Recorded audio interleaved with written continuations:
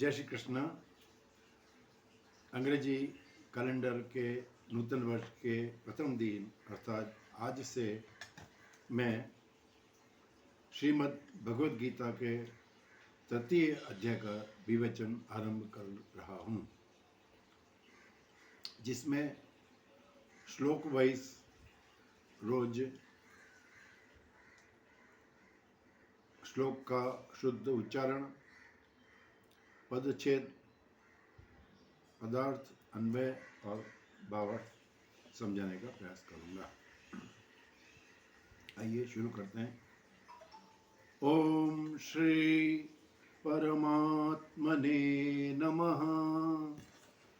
श्रीमद् भगवद गीता अथ तृतीयोऽध्यायः।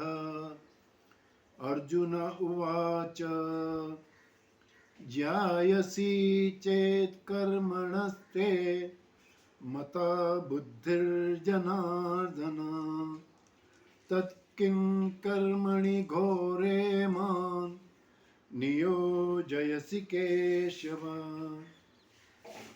ओम श्री, श्री है वो शलगम का आदर्श और री दीर्घ है।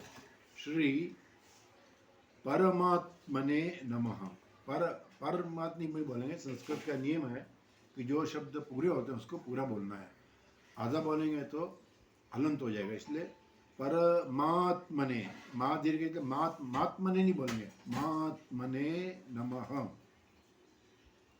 इसी तरह श्री मद आता है भगवद गीता नहीं, ग पूरा बोलेंगे, भगवद गीता। अथ थ जो है वो त वर्ग का दूसरा वर्ण है, तो जो दूसरे और चौथे वर्ण होते हैं उसको थोड़ा जोड़ देके बोलते हैं, नहीं तो क्या होता है अथ जोड़ नहीं बोलेंगे तो अथ ता जैसे सुनाई देगा। इसलिए अथ तृतीयो, ती दीर्घ है, तृतीयो, यो के बाद में अवग्रह है एस, तो वो अ को रिप्रेजेंट करता है। अपना अध्याय नहीं बोलेंगे, यो को इतना स्पेस देंगे कि अ मन में बोल देंगे। तृतीयोध्यायः, द्योध्याय अ मन में आ जाएगा, ठीक है ना। इस तरह अर्जुन उवाच, अर्जुन उवाच नहीं बोलेंगे, अर्जुन बोलेंगे तो न अलंत हो जाएगा। इसलिए अर्जुन उवाच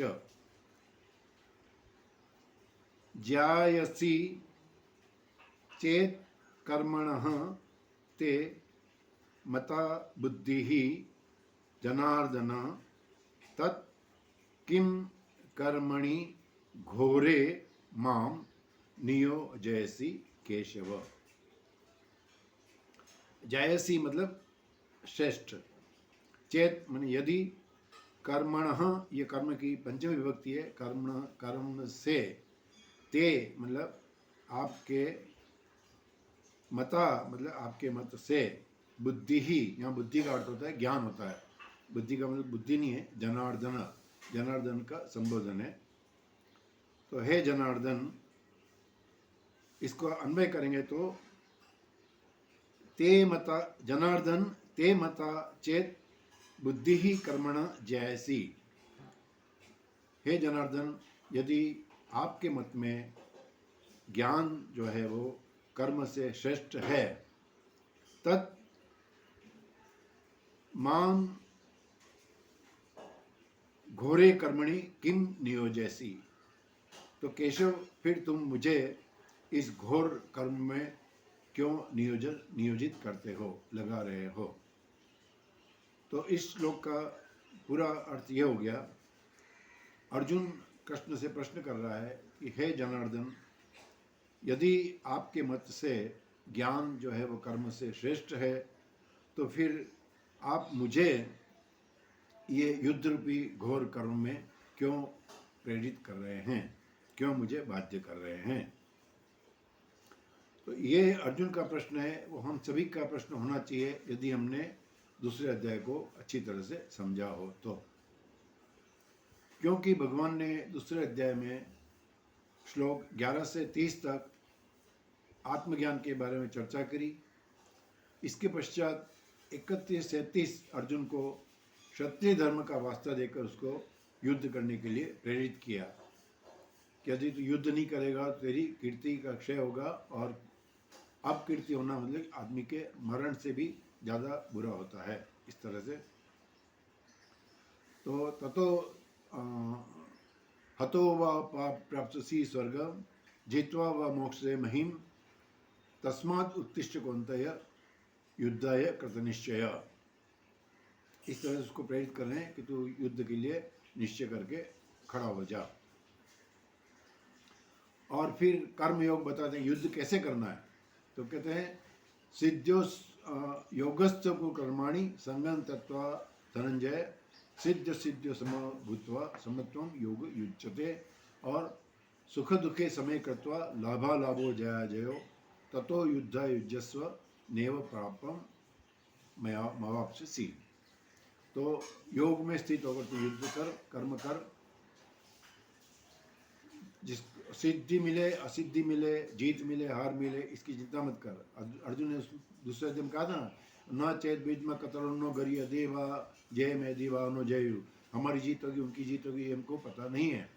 और ये भी कहा था कदम विष्णु हम संख्य द्रोणम च मधुसूदन, हम ये द्रोण और भीष्म जो हैं वो मेरे वंदनीय आदरणीय है, उनके ऊपर मैं बाण की वर्षा कैसे करूँगा, मुझे पाप लगेगा।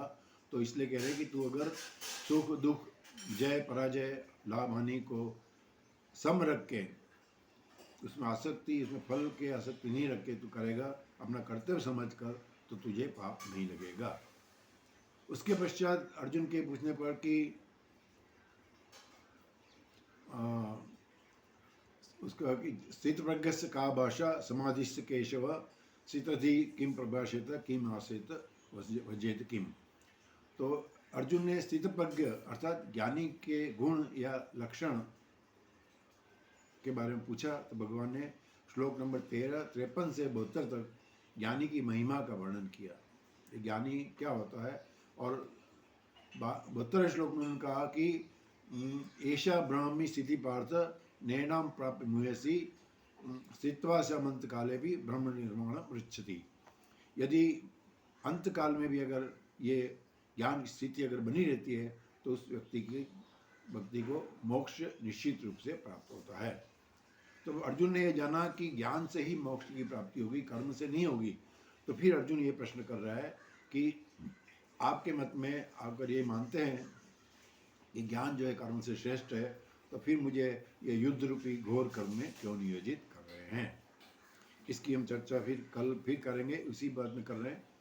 तो भगवान जो उपदेश देते हैं वो उसके पात्रता और प्रसंग के अनुसार उपदेश दिया है। इसकी चर्चा हम कल करेंगे। यदि आपको ये विवेचन अच्छा लगा हो तो इसे लाइक और शेयर करें। और यदि आपने अभी तक मेरा चैनल सब्सक्राइब नहीं किया है तो सब्सक्राइब कर लें, ताकि आपको नित्य इसका नोटिफिकेशन आपको मिलता रहेगा। जय श्री कृष्ण।